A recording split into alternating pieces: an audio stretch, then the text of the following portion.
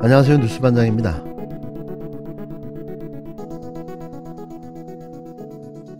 김건희 여사가 운영하던 코바나 컨텐츠의 직원 2명이 대통령실 직원으로 채용돼 일하고 있는 걸로 확인됐습니다. 사적 채용 논란이 일고 있지만 대통령실은 문제 없다는 입장입니다. 윤석열 대통령 지인의 아들이 대통령실에 채용됐고 공무원 외의 일을 병행했다는 사실이 알려지면서 사적 채용이라는 논란이 제기됐습니다. 대통령실이 사적 인연에 따라 직원을 채용한다는 논란이 또 불거졌습니다.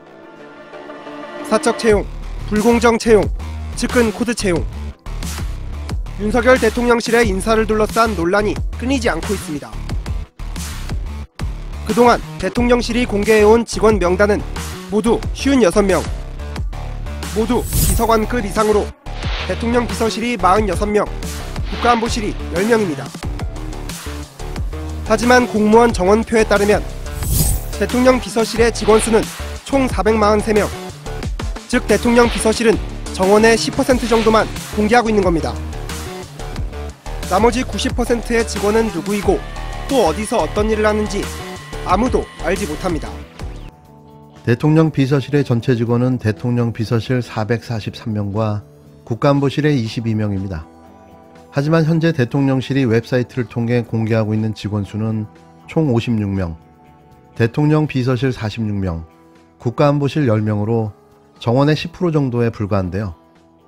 탐사보도 전문 뉴스타파는 7일 대통령 비서실, 국가안보실 직계 규정의 공무원 정원표를 근거로 대통령 비서실의 정원의 10% 정도만 공개할 뿐 나머지 90% 정도의 직원은 감시의 눈밖에 있다고 보도했습니다. 뉴스타파는 이날 대통령실에서 누가 어느 부서에서 어떤 일을 하고 있는지 투명하게 공개되지 않고 있다며 심지어 출입 기자들에게도 직원 명단을 알려주지 않는다고 폭로했는데요. 뉴스타파는 이에 최근 참여연대와 함께 대통령 비서실을 상대로 직원 명단을 공개하라는 공동행정소송을 제기했습니다. 앞서 지난 8월 11일 이미 직원 명단 공개를 요구하는 정보공개 청구를 냈는데요. 이는 이미 전면 비공개 결정이라는 답변을 대통령실로부터 받았기 때문입니다. 대통령 비서실은 정보공개법 9조 1항 5호에 있는 인사관리에 관한 사항을 근거로 공개될 경우 업무의 공정한 수행에 현저한 지장을 초래한다고 인정할 만한 상당한 이유가 있는 정보라는 이유를 들었는데요. 또 직원 명단은 개인정보이기 때문에 사생활의 비밀 또는 자유를 침해할 우려가 있다고도 주장했습니다. 이런 대통령실 주장은 이미 국내 여러 공공기관은 물론 해외 주요 나라가 모두 공개하고 있는 것과 달리 공정한 업무 수행에 지장이 있고 사생활 침해가 우려된다는 이유는 쉽사리 이해도 납득도 되지 않았는데요. 여기에 정작 정보공개법 9조 1항 6호를 보면 직무를 수행하는 공무원의 성명과 직위는 예외로 한다고 규정되어 있습니다. 즉 공무원의 이름과 직위는 공개 대상이라는 이야기인데요.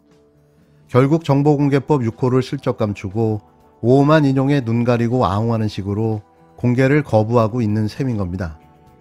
이렇게 대통령실 공무원 명단 공개의 당위성은 차고도 넘치는데요. 이미 윤석열 대통령 취임 이후 대통령실 인사를 두고 논란과 잡음이 계속되고 있는 것은 주지의 사실입니다. 특히 윤 대통령 부인 김건희 씨와 관련된 부적격 인사들이 대거 대통령실 직원으로 채용됐고 윤핵관 관련자들도 다수 채용된 사실이 드러난 가운데 잡음의 온상이 된 지 이미 오래인데요. 이른바 사적 채용 등으로 인한 부작용으로 대통령 집무실과 관저공사 등 이권 사업의 정체모를 수의계약 논란이 끊임없이 제기되고 있는 점은 공개 필요성이 더욱더 절실해지는 이유가 되기에 충분하기 때문입니다. 이에 한 변호사는 직원 명단 정보가 공개됐을 경우 사적 채용과 같은 문제가 더 많이 드러날 수 있다는 위험성을 대통령실 스스로 알고 있는 것 같다며 지금처럼 막무가내로 직원 명단을 비공개해 일부만 그 정보를 알고 있다면 대통령 비서실은 우리나라에서 제일 효과적인 로비 창구로 전락할 위험이 있다고 지적했습니다. 감추려는 자가, 숨기려는 자가 범인입니다. 무엇을 그토록 숨기고 싶어 하는 걸까요?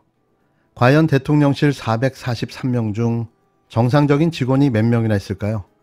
저는 그게 궁금합니다. 백경란 질병관리청장이 3,000주 넘게 주식을 보유했던 바이오 기업이 400억 원대 국책 사업에 참여한 사실이 오늘 국정감사에서 드러났습니다. 저희가 이 기업을 더 들여다봤습니다. 식약처와도 수억 원대 사업을 벌인 것으로 확인됐습니다. 청장이 국가 사업을 하고 있는 업체 주식을 보유하고 있다. 그것만으로도 지금 17%의 주가가 올랐어요. 식품의약품안전처 국정감사에서도 백경란 질병관리청장의 바이오 주식 논란이 이어졌습니다. 더불어민주당 신현영 의원은 백 청장이 취임 후에도 주식을 보유해 논란이 된 바이오 기업의 정부 신약개발 플랫폼 프로젝트 참여를 거론하며 오유경 식약처장에게 주식 보유의 적절성을 질의했습니다. 이에 대해 오 처장은 이 기업이 참여한 연구과제 선정에 백 청장이 관여한 것은 없다고 보고받았다며 공무원 행동 강령을 더 살펴보겠다고 답했습니다. 지난 6일 백경란 질병관리청장이 취임 후에도 주식을 갖고 있던 바이오 회사가 정부의 400억 원대 프로젝트에 참여했던 것으로 확인되며 명백한 이해충돌이자 공직자로서 사적 이익을 챙긴 것이 아니냐는 논란에 휩싸였습니다. 하지만 그럼에도 정작 수사기관이 백경란 청장에 대한 수사나 압수수색에 나설 움직임을 전혀 보이지 않고 있는데요. 이들은 왜 이러는 걸까요? 대체 언제까지 선택적 수사를 하겠다는 거죠? 이를 두고 전우영 역사학자는 같은 날 자신의 페이스북을 통해 조국 전 법무부 장관이 윤석열 대통령이 이끌던 검찰로부터 멸문지화를 당했던 사실을 거론했는데요. 전우영 역사학자는 조국 씨가 법무부 장관에 내정되자 언론은 그의 가족이 가입한 사모펀드에 권력형 비리 의혹이 있다고 보도했고 검찰은 즉각 수사에 착수했다라며 그 결과 펀드는 망했고 조국 씨는 부정축제자라는 이미지가 들러붙었다. 더구나 그 펀드는 조국 씨의 직무와는 관련성이 없다라고 강조했는데요. 실제 배우자인 정경심 전 교수에 대한 사모펀드 연루 혐의도 재판에선 모두 무죄로 판결난 바 있습니다.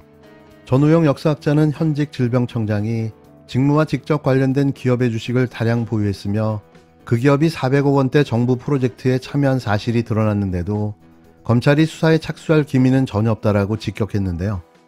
전우영 역사학자는 윤석열 정권이 공정과 상식을 되살렸다고 주장하는 자가 아직 많다라며 중생과 짐승은 본디 하나의 단어였으나 지금은 서로 다른 단어가 됐다.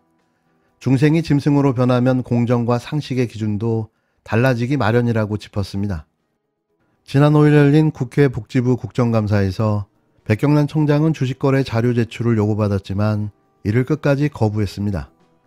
결국 자신이 보유한 주식들이 이해관계를 통해 사전 정보를 획득하고 보유하고 있었다는 사실을 증명해 보인 셈인데요. 자료 제출을 끝끝내 거부하는 백 청장을 향해 분노한 강훈식 더불어민주당 의원의 질타가 이어졌습니다. 그는 결국 의논해보겠다며 국정감사 자료 제출을 뭉개고 넘어갔습니다. 이런 자가 대한민국 질병관리청장으로 앉아 있습니다. 제가 오전에 주식거래 내용을 요구했는데 못 주겠다 이렇게 답변을 들었습니다. 제가 왜 필요한지 다시 설명을 해드릴 테니까 한번 국민 앞에서 한번 잘 들어보십시오. 질병청장님. 청장께서는 민간 전문가 자격으로 질병청의 각종 위원회에 참여하셨습니다. 코로나19와 관련해서만 감염병관리위원회, 백신 도입 자문위원회, 코로나19 백신 분야 전문가 자문위원단 최근까지 활동했고요. 부동산, 주식 등 재산상의 이득을 취하지 않았다. 그리고 본인뿐만 아니라 가족에게도 해당되기 때문에 직무윤리 서약서와 관련 보유 주식 여부를 확인하는 이해관계서를 제출했습니다. 이게 그 본인이 서명하신 서명지도 있어요. 관련이 여기에 이렇게 표현되어 있습니다. 위원회 직무와 관련해서 부동산, 주식 등 재산상의 이득을 취하는 행위를 금지. 본인 이름으로 서명하셨어요. 그래서 그런 서명했던 자료가 있는데 이러고도 2022년 3월에 백신 생산업체인 SK 바이오 사이언스 주식을 매수했는데 왜 변동 신고를 하지 않았는가 질병청에 물었더니 직무 연관성이 없다 라고 답변하셨습니다. 2000년 11월부터 청장 임명 전까지 백신 도입 자문위원회에서는 해외 백신 국내 도입과 관련한 전문가 회의이기 때문에 직무 관련성이 없다.